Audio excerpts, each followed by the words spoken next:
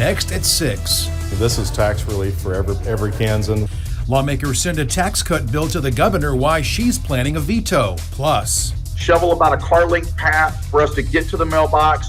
The weather-related delivery dilemma that may impact your mail service this week, and helping the homeless. I live by the river. Yeah, the water's kind of nasty. How this effort provides services for the unsheltered.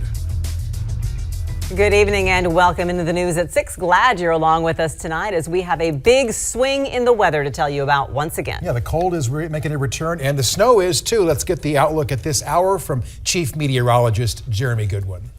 Hi, David, Melissa. We are watching some bursts of snow here and there. This is an interesting one close to Belleville on Highway 81, just north of Concordia. We're seeing winds gusting 30 to 50 miles per hour, and you can actually see the camera kind of shaking in the wind, and it's taking some of the snow that's already in the ground and blowing it around, so creating poor visibility. And we're actually seeing the strongest winds behind where the heavier snow is falling. So near Holton right now, some moderate snow, getting light snow in Topeka. It's heavier around, moderate snow around Rossville and Silver Lake right now. And behind the line of the snow, this is where we've seen some snow squall warnings issued the last few hours. Nebraska and also into Jewel, Mitchell, and Republic counties had a snow squall warning with this, because that line has 40 to 50 mile per hour winds that are kicking up the snow and making for poor visibility. It's a problem if you're on highways. That's the biggest issue with it. It's not going to cause significant snow to move around as far as accumulations, but it can cause poor visibility. Right now, Concordia looks okay, but the stronger winds are just about to move into Concordia in a few minutes and could cause some low visibility there. For Topeka, Emporia, Osage City, likely to see a dusting up to a half inch of snow over the next couple of hours with this. It won't be a lot. We're watching that burst of wind back to the north and west, and then temperatures get cold. Watch the wind chill values by 10 p.m. We're already -5 to -15, just as cold at the bus stop tomorrow morning. Make sure the kids are bundled up and they're not out there any more than they have to be. 8-day forecast is coming up.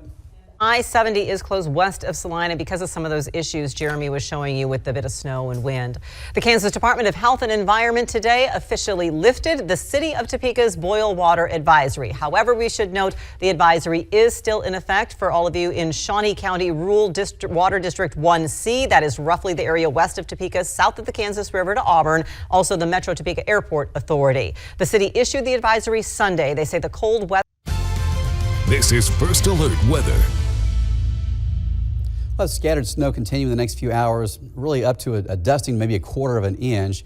Also a flash freeze possible because temperatures were well enough above freezing in many spots today that we saw some melting, and we're likely to see that turning into some icy patches this evening with extremely cold air moving in.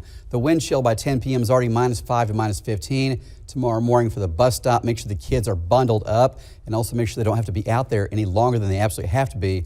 Wind chill values -5 to -15. Just as cold on Saturday morning, and then a warming trend begins Sunday, really into Monday of next week. Highs back in the 40s for several days, and this Arctic air is gone for a long time. Good news. We've been telling you about the emergency need for blood really across the country. We are going to break down into your health tonight just why the need is so vital. That's a 10. All right, we'll look forward to that. Right now, you can look forward to Wheel of Fortune, and we'll see you tonight at 10. Get the latest news, weather, and sports at WIBW.com or follow WIBW on X, Facebook, and our mobile app. Thank you for making 13 News the most watched evening newscast.